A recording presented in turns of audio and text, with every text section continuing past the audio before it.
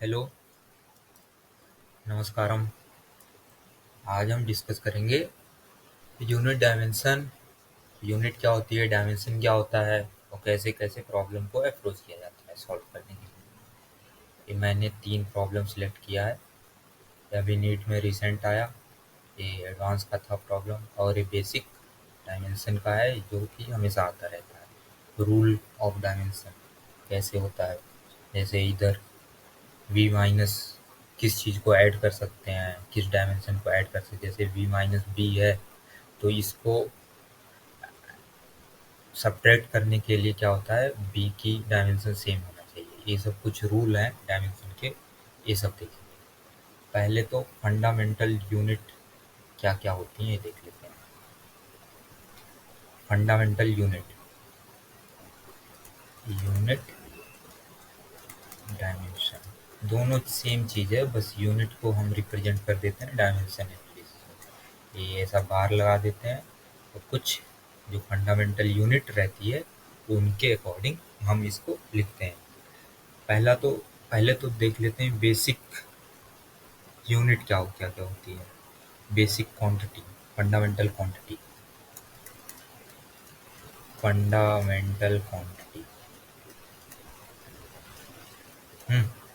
अब fundamental quantity में मतलब क्या है इसका, तो हमारे पास 5-6 क्वांटिटी रहेंगी जो फंडामेंटल है। इसी से सारी डायमेंशन और दूसरे का यूनिट ड्राइव किया जाएगा, बनाया जाएगा। जैसे क्या है, लेंथ। लेंथ एक फंडामेंटल क्वांटिटी है।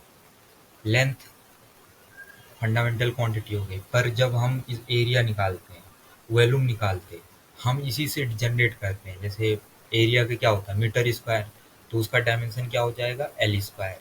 वॉल्यूम क्या होता है, 4 बाय स्पेयर का क्या होता है, 2 स्पेयर या सिलेंडर का देख लो, directly proportional to radius square, या जैसे pi R square H cylinder का होता है ना। सिलेंडर का वॉल्यूम क्या होता है, इसका पाई आर स्क्वायर एच। तो आर का यूनिट एम है, इस पे स्क्वायर, इस वजह से मीटर स्क्वायर। एच का यूनिट 1 है तो +1 हो जाएगा, तो एम क्यूब हो जाएगा। तो सब बेसिक चीज़ों से ड्राइव किया जाता है फंडामेंटल क्वांटिटी से। तो फंडामेंटल क्वांटिटी में पहला क्या आता है, मेरा लेंथ। दूसरा होता है मास। तीसरा होता है टाइम। चौथा होता है टेम्परेचर। टेम्परेचर और पांचवा होता है क्या बोल सकते हैं, और हमारा एम्पियर, करंट। सारी चीज़ें इसी से ड्राइव की जाएगी। और होता है जैसे, वो सब उतना काम का नहीं है, बेसिक इतना है, length, mass, time, temperature and current. और हो गया जैसे लुमिनेसेंस इंटेंसिटी बोलते, उसको कैंडिला होता है उसका, वो फालतू है, वो सब काम है। और हम मोल्स मोल्स निकालते कैसे, मास बाई वॉल्यूम करके ना, mass by mass by molar mass, molar mass ऐसे करते, यहाँ से मोल्स आता। तो मोल्स भी फंडामेंटल क्वांटिटी है, पर हम बेसिक लेंथ, मास, टाइम, टेम्परेचर इतना ही मेन है। तो लेंथ क्या होता है, लेंथ क्या होता है, ये हम मीजर कर रहे हैं किसी चीज़ को, हम कितना लेंदी है, कितना उसका लेंथ ब्रेथ सब सेम चीज़ है। तो इसको मेजर करते हैं हम मीटर, किलोमीटर, सेंटीमीटर। तो ये इसका यूनिट है। और इसका डायमेंशन जो है, इसको रिप्रेजेंट कर किया जाता है एल से, ऐसे। एल मतलब लेंथ। और इसके बाद क्या आता है हमारे पास, मास आता है। तो मास का केजी, ग्राम, इन सब में मेजर किया जाता है। और इसका डायमेंशन एम ऐसे लिखते हैं, इसके बाद टाइम आता है। टाइम टाइम का डायमेंशन, टाइम सेकेंड यूनिट है हुई, मिनट, आवर, ये सब हो गया। पर इसको डायमेंशन एनालिसिस में इसको टी से रिप्रेजेंट करते हैं। इसके बाद आता है मेरा टेम्परेचर। टेम्परेचर किससे नापा जाता है? केल्विन और सेल्सियस। सेल्सियस और Fahrenheit. Fahrenheit.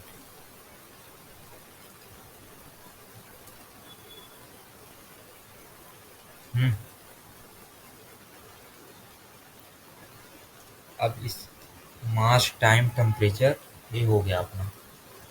Length mass time, length mass time, और क्या बचा है हमारे पास? करंट बचा है। करंट, करंट को मेजर करते हैं क्या? चार्ज पर टाइम, एम्पियर इसको बोला जाता है। एम्पियर में मेजर किया जाता है, AMPER, एम्पियर। और इसको डायमेंशन एनालिसिस में ए करके ऐसे रिप्रेजेंट किया जाता है। तो करंट में एक फॉर्मूला होता है, ये कैसे आता है इसका? ये चीज़ Q equal to I T होता है। Q equal to I T, इसका मतलब क्या है? करंट जो है rate of change of charge है। I equal to Q I T, मतलब rate D Q by D T इसको कर सकते हैं। तो यहाँ से होता है ये चार्ज पर यूनिट टाइम। चार्ज पर यूनिट टाइम मतलब एक वायर में कितने सेकंड में, एक सेकंड में कितना चार्ज ट्रेवल कर रहा है, इसी को कहते हैं करंट। इसके बाद लुमिनस इंटेंसिटी होता है, वो सब luminous, LUMIN, luminous intensity, intensity होता है। इसका डायमेंशन CD से रिप्रेजेंट करते हैं, इसको बोलते हैं कैंडिला। कैंडिला अब देख लेना आप सब बुक में, हम ये सब फालतू चीज़ों को ज़्यादा नहीं पढ़ेंगे। तो अपना क्या क्या आया? लेंथ, मास, टाइम, टेम्परेचर, कैंडेला, ये आया। तो हम इसी इतने में हम खेल करेंगे, सारे सारे डायमेंशन का निकालेंगे इसी 4 5 6 7 जितना भी है बेसिक क्वांटिटी से। अब मैं जैसे बेसिक सिंपल सा जैसे आ गया मेरे पास, एरिया का हो गया, स्पीड का हो गया, एक्सीलरेशन का हो गया, फोर्स का हो गया, एनर्जी का हो गया, और पावर हो गया, और कुछ और क्या कह सकते हैं, मोमेंटम हो गया। Momentum, momentum. तो ये सारी जितनी चीज़ें हैं सब ड्राइव होगा, सारे के डायमेंशन ड्राइव होंगे इसी के से। कैसे ड्राइव होंगे?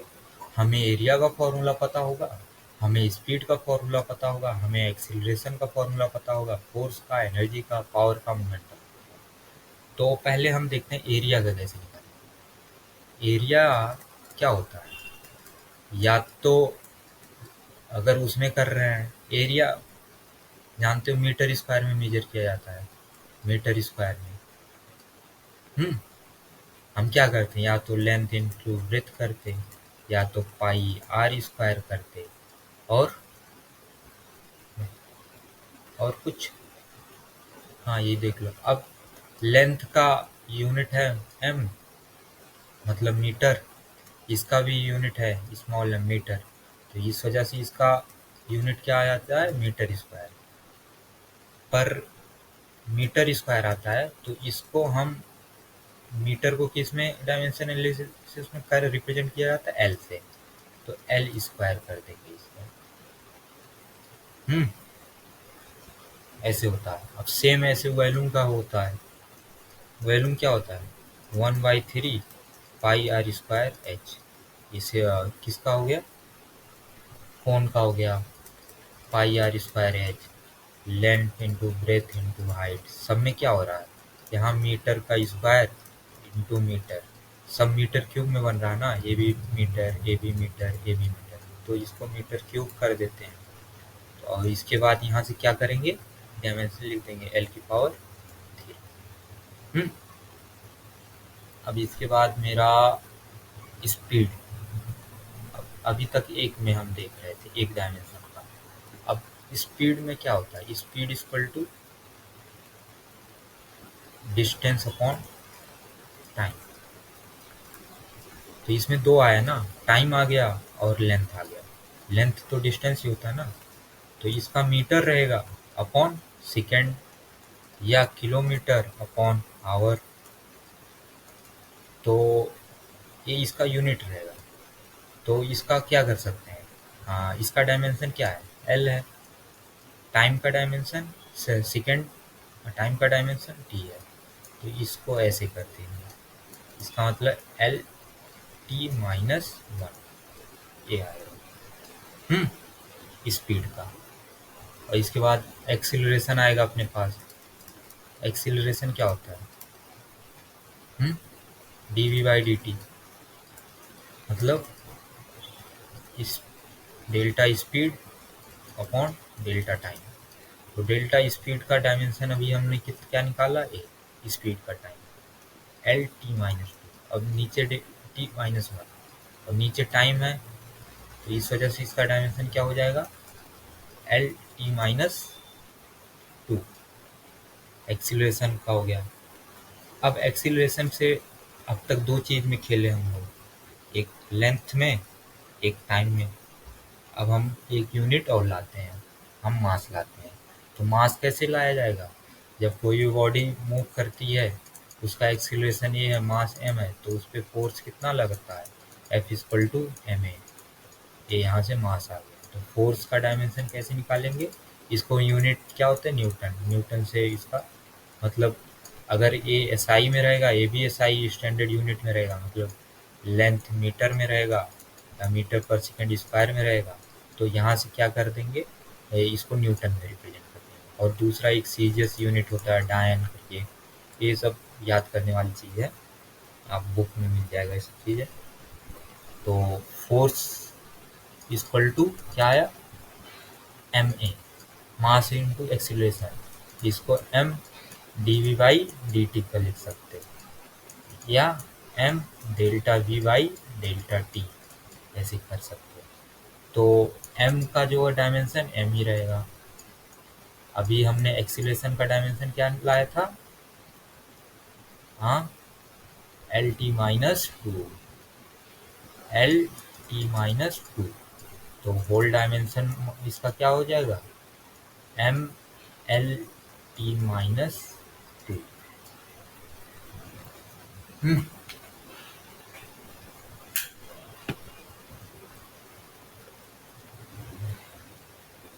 तो अभी तक हमने तीन में अब देख लिया, हमने तीन में देख लिया, एल का देख लिया, टाइम का देख लिया। जैसे हम बेसिक हम एरिया पे जाते हैं, तो हम एक जानते हैं, अगर किसी भी क्वांटिटी की पावर 0 हो, उसका वैल्यू 1 होता है।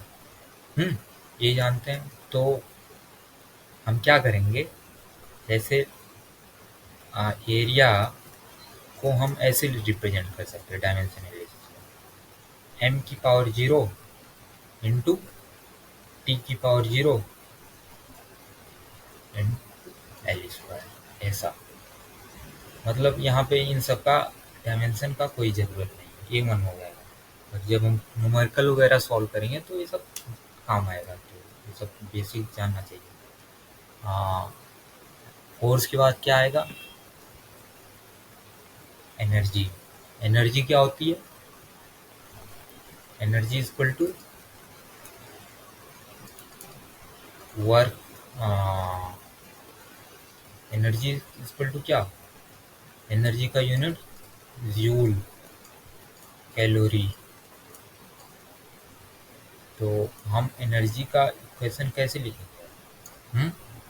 मैं दो चीज़ों से इसको दिखाता हूँ। एक, तुम जानते हो पोटेंशियल एनर्जी, इसका होता है mgh, और एक होता है kinetic energy.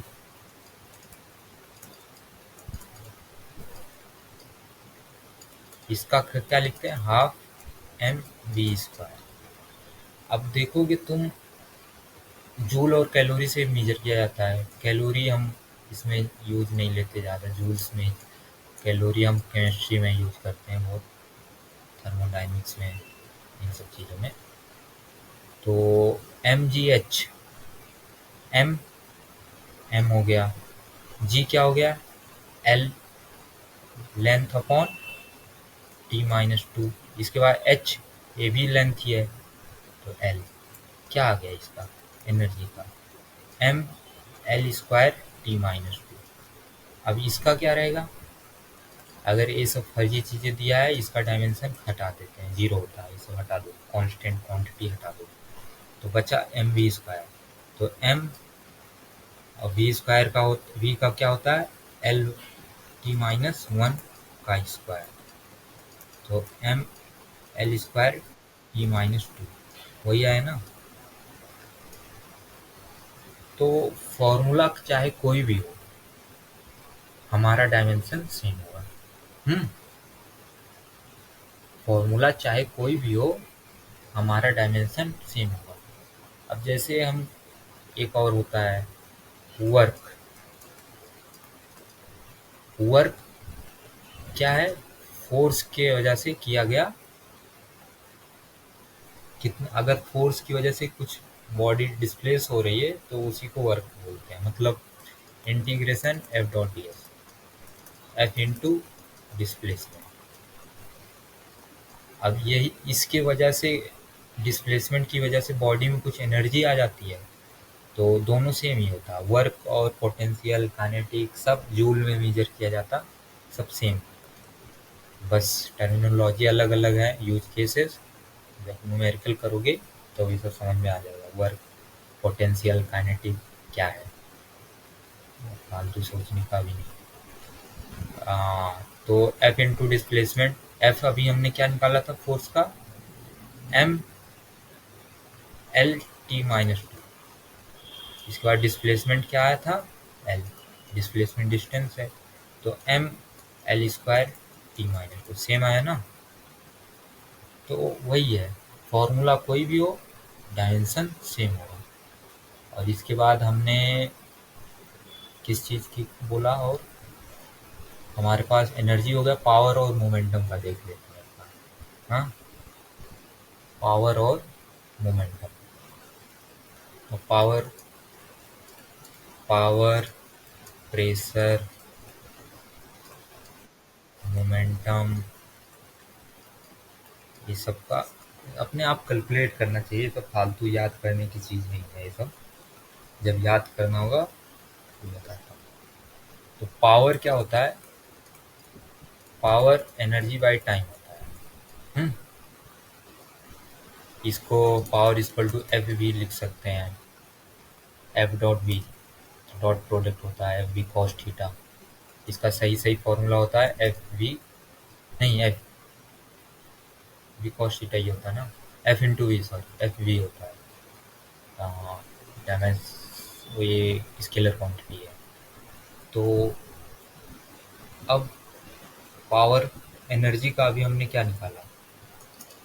M L square t-2 divided by T करोगे तो क्या हो जाएगा? M L square t-3।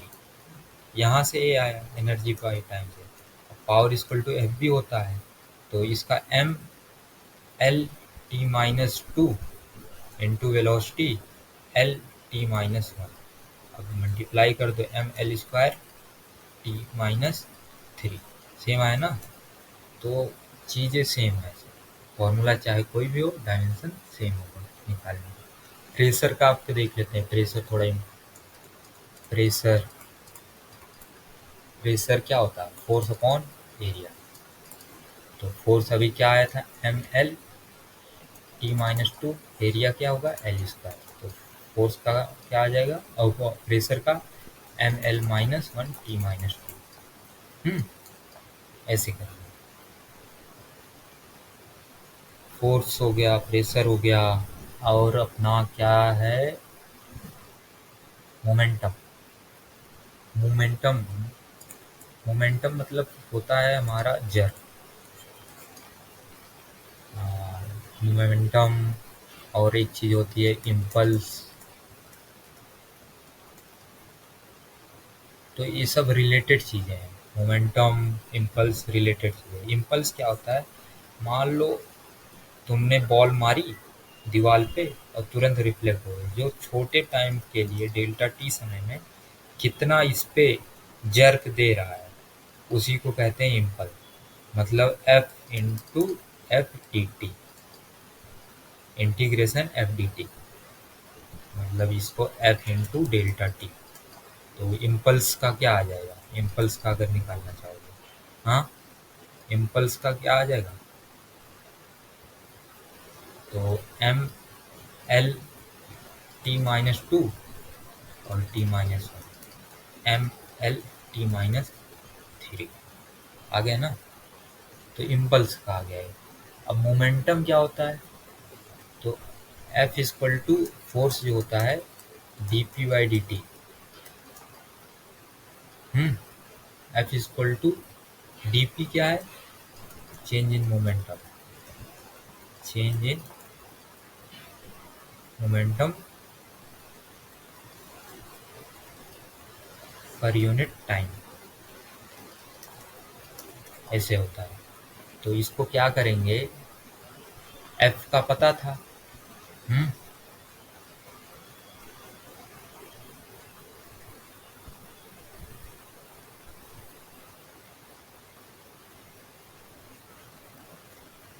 तो मोमेंटम जो होता है पी, इसको एम इंटू वी लिखते हैं, मास इंटू वेलोसिटी। तो M L T minus one, ये होता है इसका मोमेंटम का इक्वेशन। अब जैसे तुम यहाँ से भी निकाल सकते, एफ डी टी करोगे, सॉरी यहाँ टी माइनस वन हो जाएगा। इम्पल्स और मोमेंटम की यूनिट सेम होती। सेम ऐसे सेम देखा, अभी निकाला ना, सेम आया। M L T minus one और इसका भी एम एल टी माइनस। अब कैसे सेम होता है देख लो फॉर्मूले के हिसाब से। तो इम्पल्स जो होता है हमारा, इसको किया करते हैं एफ डी टी। और डी एफ क्या होता है? D P by D T.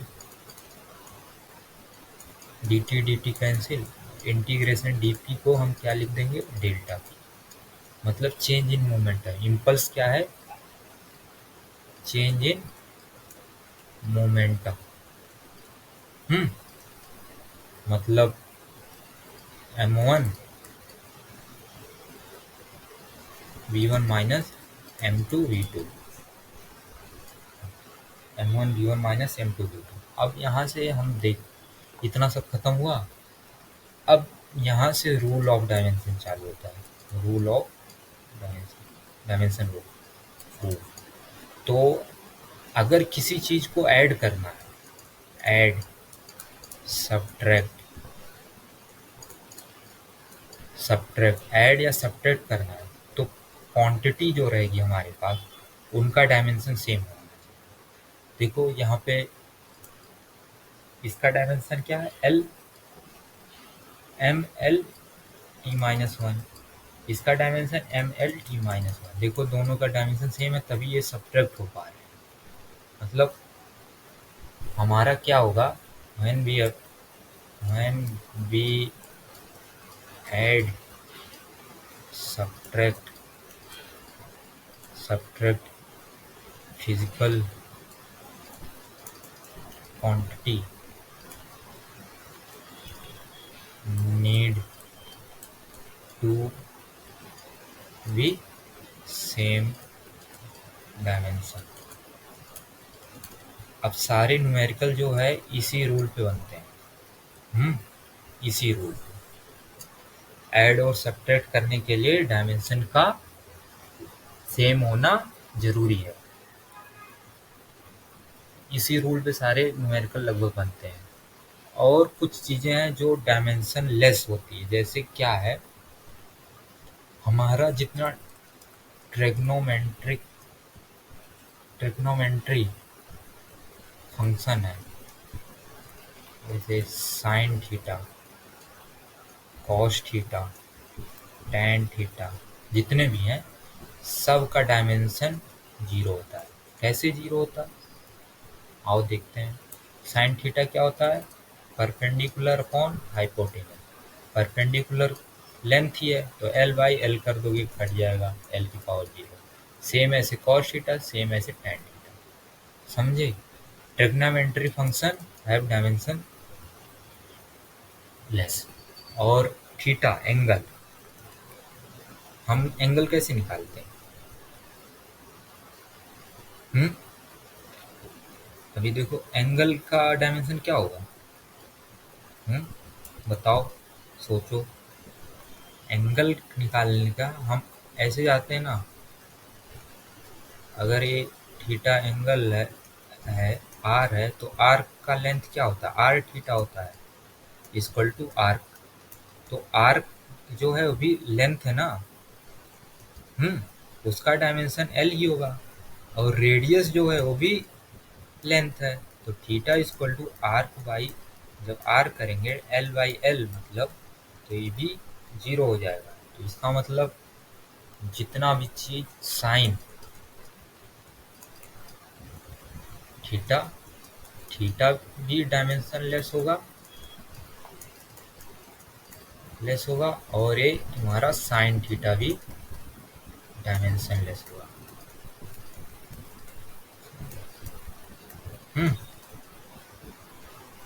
समझ गया ना? और क्या चीज है,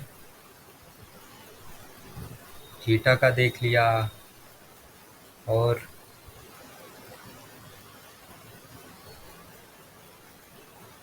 अब आप थोड़ा बुक पढ़िए और वहां से सॉल्व करने की कोशिश करिए। जैसे अब मैं आपको बता देता हूँ कुछ इम्पोर्टेंट चीजें।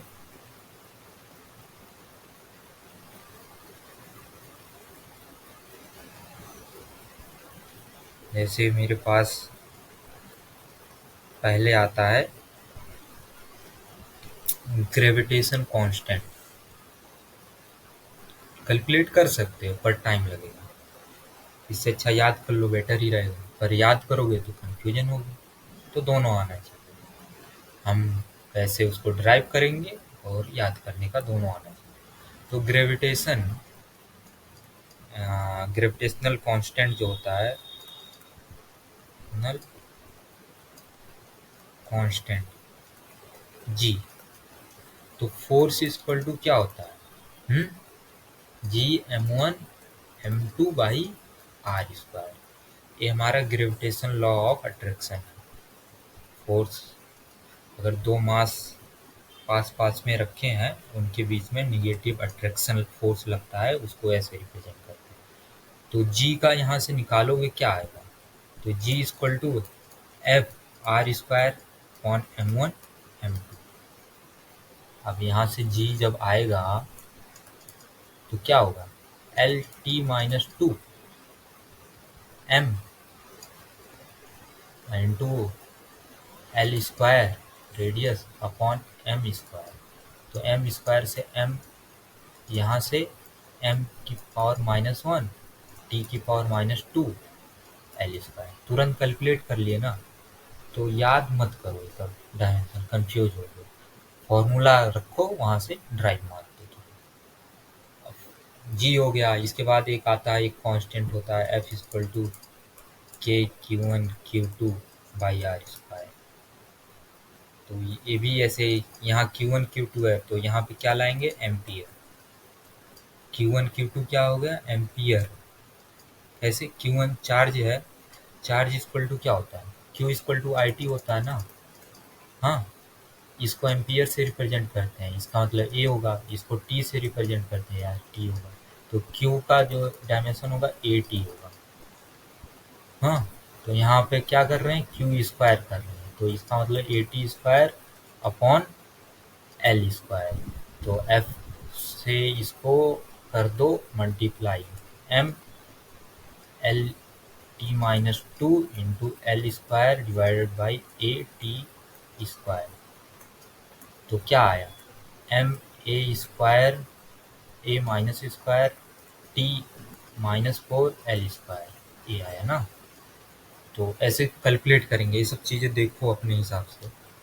मैं बता दे रहा हूँ क्या क्या चीज़। पहला हो गया ग्रेविटेशन कांस्टेंट जी। दूसरा आता है स्पेसिफिक हीट, स्पेसिफिक हीट। और एक स्पेसिफिक हीट डी क्यू बराबर, ये होता है क्यू बराबर एम एस डेल्टा टी। तो ये होता है स्पेसिफिक हीट, ये होता है एक जूल है, जूल एनर्जी क्यू। इसके बाद आता है गैस कांस्टेंट आर। हम कहाँ इक्वेशन होता है, पी वी बराबर एन आर टी, यहाँ से आर का निकाला जाएगा। इसके बाद आएगा, एक होता है coefficient of viscosity, coefficient of viscosity. इस आ, तो velocity equal to 6 pi eta R V. वो थर्मल है, क्या होता है, coefficient of viscosity force, terminal F T होता है फोर्स। तो यहाँ से नीटा निकालोगे, ये सब कांस्टेंट चीज़ें, इनका डायमेंशन 0 रहेगा। फिर आएगा हमारा Planck constant H, energy equal to H C by lambda. C क्या है, स्पीड, लैम्डा क्या है, लेंथ। यहाँ से एच का डायमेंशन निकालना, बस यही है। तुम लोग ये सब इतना इतना अपने हिसाब से देख लेना, रट लेना। और अब हम आते हैं न्यूमेरिकल पे। पहला क्वेश्चन है, क्वेश्चन क्या है, अब यूज लेते हैं हम न्यूमेरिकल का।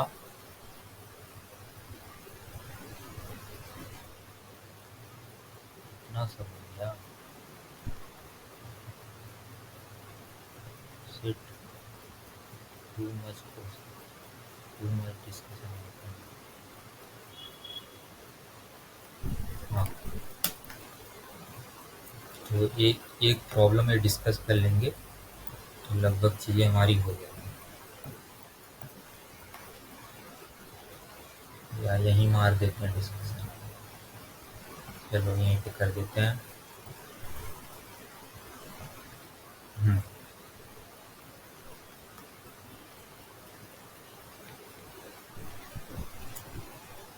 देखो, हाँ, और एक चीज़ तो भूल गया मैं, एक चीज़ तो मैं भूल गया। और डायमेंशनलेस क्या बोला था, थीटा हो गया, साइन थीटा हो गया। और डायमेंशनलेस होती है ई की पावर कुछ है, तो ये सब डायमेंशनलेस होना चाहिए। और ये पूरा डायमेंशनलेस ए की पावर एक्स है, और लॉगरिथमिक फंक्शन लॉग वाई है, तो वाई जो है डायमेंशनलेस होना चाहिए।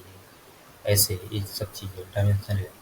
तो हमारा ये इसमें क्या है, इन्हें formula P V N R T upon V minus B, ये फॉर्मूला है। तो हमें find the dimension of A और बी। तो तो इसमें दो पार्ट है। हमारा ए पार्ट क्या है, डायमेंशनलेस है, इसको हटा दो शांति से, डायमेंशन नहीं है। तो हटा दिए तो P जो आया क्या आ गया, nRT अपॉन V माइनस, ये डायमेंशन लेस है। और दूसरा पार्ट क्या है, e की power minus A R T V. हाँ, e की। और दूसरा चीज अभी हमने एक रूल कहा था, अगर कोई भी चीज ऐड हो या सब्ट्रैक्ट हो तो डायमेंशन सेम होगा। तो ये v क्या है, वॉल्यूम है, एल क्यूब। तो इसका b का क्या होगा डायमेंशन, b का डायमेंशन एल क्यूब हो जाएगा। हम्म। और हमको इसका डायमेंशन क्या करना है, क्या करना है, 0 करना है। तो उसको 0 करने के लिए क्या करेंगे, इस पूरे का डायमेंशन क्या करना है, 0 करना है। तो उसको 0 करने के लिए इक्वल टू 0 तो करेंगे नहीं। अगर ये वाला चीज इधर है तो ऊपर वाला चीज भी अगर यही सेम हो जाए तभी तो कट डिवाइड होगा। तो मतलब a इक्वल टू क्या हो जाएगा, dimension of R T V होगा। हाँ, और हमारा आर आर कैसे निकालेंगे, आर जो हमारा गैस कांस्टेंट है। तो P V equal to N R T होता है। आर को लाओ इसमें पुट कर दो, ए इक्वल टू क्या आया, P V upon N T into T V. तो टी से टी कैंसिल, तो ए का डायमेंशन क्या आ जाएगा यहाँ से, यहाँ से ए का डायमेंशन क्या आ जाएगा, A equal to pressure, pressure force upon area. Force upon area मतलब M L T minus two upon area L square into volume L cube. और एक टी की पावर क्या हो गया, 0। और फिर से वॉल्यूम एल क्यूब और नीचे मोल एन। हाँ, तो क्या आया टोटल, एम एल क्यूब से 3 2 3 3 6 6 7 2 माइनस 2 5 एल की पावर 5 माइनस एल की पावर 5 और क्या, टी माइनस 2, ये आया अपना ए का डायमेंशन। तो इसमें क्या रूल क्या यूज हुआ, रूल सिंपल सा यूज हुआ है। एक तो ये एडिशन सब्ट्रैक्शन हो रहा हो तो डायमेंशन सेम, अगर ई की पावर कुछ दिया हो तो ये डायमेंशन लेस होगा, लॉग एक्स की पावर कुछ दिया हो तो ये डायमेंशन लेस होगा। तो इसका मतलब minus A R T V को डायमेंशन लेस बनाना, इसको बनाने के लिए पूरा 1 करना पड़ेगा, मतलब ऊपर वाले का डायमेंशन सेम करना पड़ेगा। तो ये हो गया ना, तो ऐसे करना। तो इसके कई सारे न्यूमेरिकल बुक में दिए होंगे, तुम लोग सॉल्व करना, हो जाएगा आराम से काम। और एक क्वेश्चन अच्छा सा ये है, डायमेंशन एनालिसिस से हमारा फॉर्मूला बना रहा है। डायमेंशन एनालिसिस से फॉर्मूला बनाना है। तो to find the distance D, हमको डिस्टेंस निकालना है डी ओवर हुई signal has been clearly seen foggy, foggy condition है। A railway engineer use dimensional analysis assuming that distance D, D जो है वो डिपेंड अपॉन किस पे, मास डेंसिटी पे ऑफ फॉग। और डी जो है इंटेंसिटी पे डिपेंड है। और डी जो है हमारा फ्रीक्वेंसी पे डिपेंड है। इतना चीज गिवन है और हमको क्या निकालना है, proportional to S A 1/n A निकालना है। इसके पहले मैं एक उसका देख लेता हूँ, टाइम पीरियड निकालते हैं हमारे पेंडुलम का। T equal to 2 pi under root LYG होता है। तो इसको इक्वेशन लाने के लिए डायमेंशन से क्या करते हैं, हम एज्यूम करते हैं t जो है डायरेक्टली प्रोपोर्शनल टू l की पावर कुछ है, t जो है डायरेक्टली प्रोपोर्शनल टू g की पावर कुछ है। हाँ, अब दोनों जो है, तो इसका मतलब क्या, t is directly proportional to l की पावर अल्फा g की पावर बीटा। तो टाइम t है equal to dimension of l की power alpha into l t minus 2 की पावर बीटा ना। तो यहाँ से क्या आया, अल्फा प्लस बीटा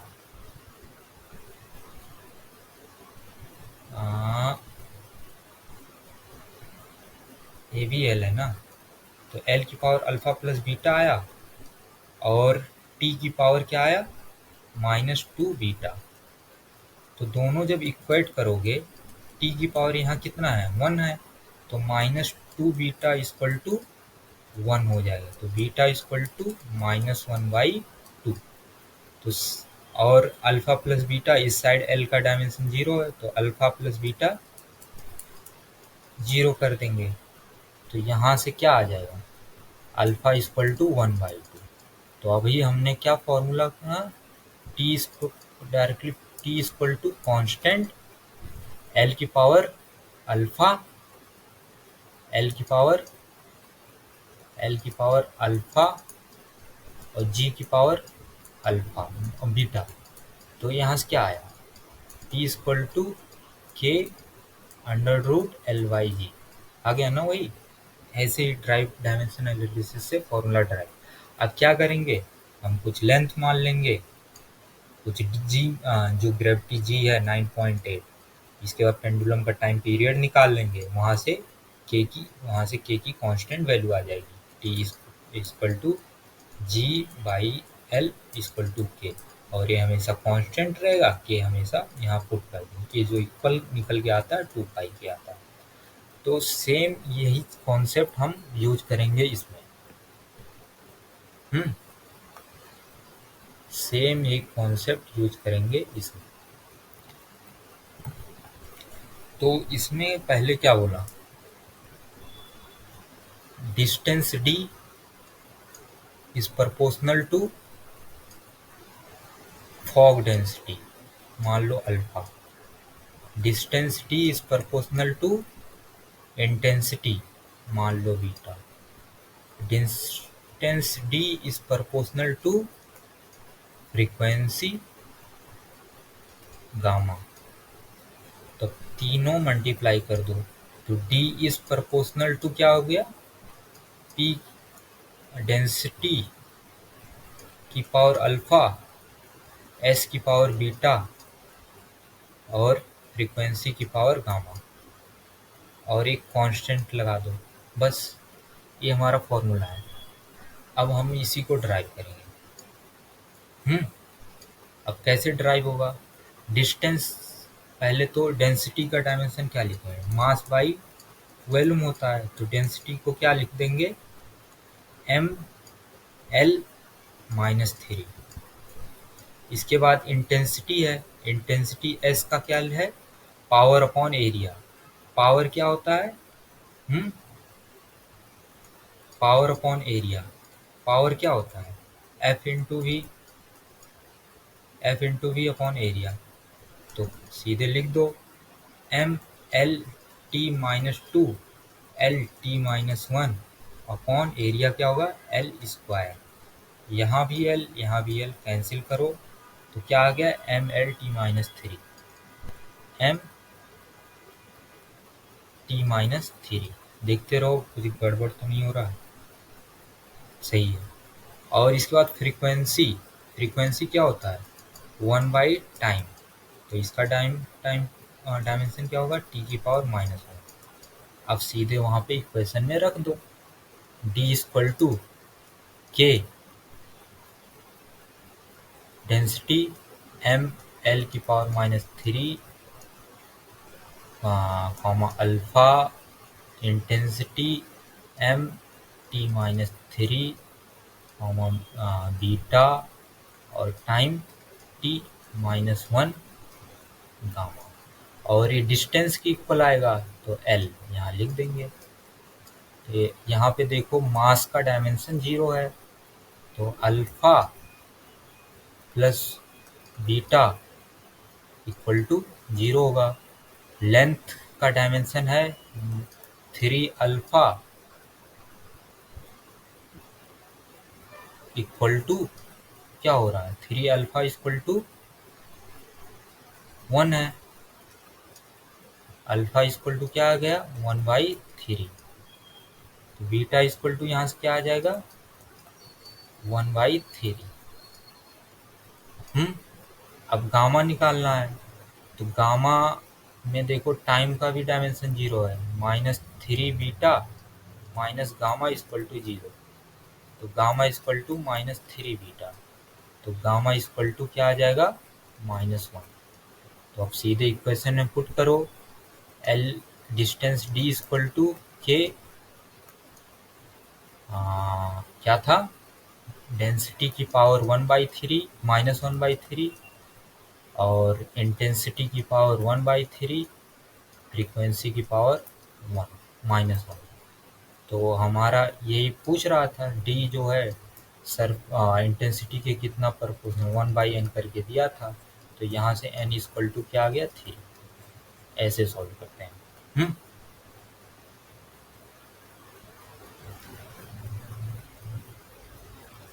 और लगभग चीज हो गया। और ये नीट वाला प्रॉब्लम जो था, इसको हम ऑप्शन और डायमेंशन के थ्रू इसको तुरंत सॉल्व कर सकते हैं, पर वैसे जो कॉन्सेप्ट के हिसाब से जो था वो बहुत लेंदी प्रॉब्लम है।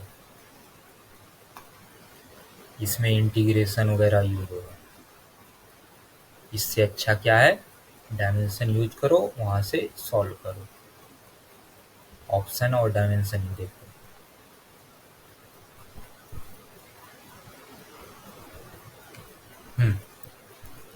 अब यहाँ पे क्या है, t directly proportional to s की पावर अल्फा a की पावर बीटा डेंसिटी की पावर गामा r की पावर डेल्टा। तो t क्या है, t इज द टाइम, तो यहां से क्या आ गया t इक्वल टू s क्या है सरफेस टेंशन मतलब force tension m l t minus 2 की पावर अल्फा। और इसके बाद ए क्या है एरिया एल स्क्वायर बीटा। अब इसके बाद क्या है density mass by volume m minus L cube की पावर गामा। और इसके बाद क्या है रेडियस आर की पावर रेडियस एल की पावर डेल्टा। तो सीधा सीधा सिंपल सा इक्वेशन लिखो, एम एल टी माइनस 2 की पावर अल्फा इंटू एल की power beta into M L minus 3 gamma into L की पावर डेल्टा। अब देखो एल और एम का डायमेंशन 0 है, अब वही करना हमें। तो अल्फा एल क्या होगा alpha plus 2 beta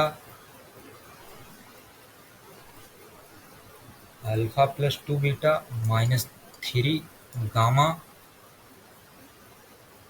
L A B plus delta बराबर 0। एक इक्वेशन ये आई।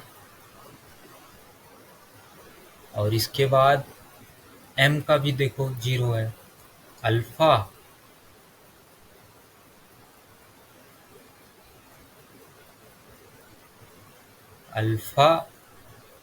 Plus gamma equal to 0। तो alpha equal to minus gamma. तो ऑप्शन में देख लो अल्फा और गामा जो है अपोजिट वाले नेचर कौन कौन से हैं। ए वाला नहीं है तो ये वाला होगा नहीं, ए वाला है, ये वाला नहीं है, ये भी नहीं होगा। तो दो ऑप्शन बचे। हम्म अपोजिट वाला देख लिया अपन, और इसके बाद टी वाला देख लो आप। Equal to 1 -2 alpha -2 alpha. तो अल्फा इक्वल टू -1/2 और gamma equal to 1/2। Alpha equal to -1/2 आ गया, gamma equal to 1/2। Alpha equal to -1/2, alpha equal to -1/2, gamma equal to 1/2। तो सीधे सीधे यही एक ऑप्शन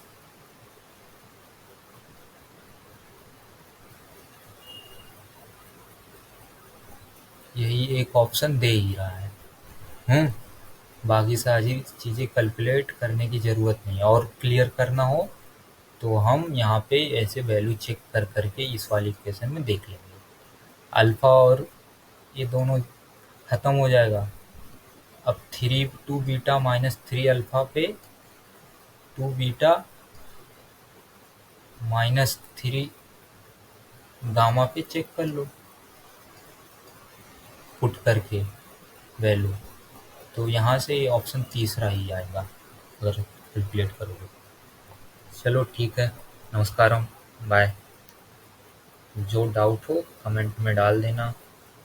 वैसे डाउट तो होना चाहिए नहीं चाहिए अगर पढ़ोगे खुद से। चलो बाय।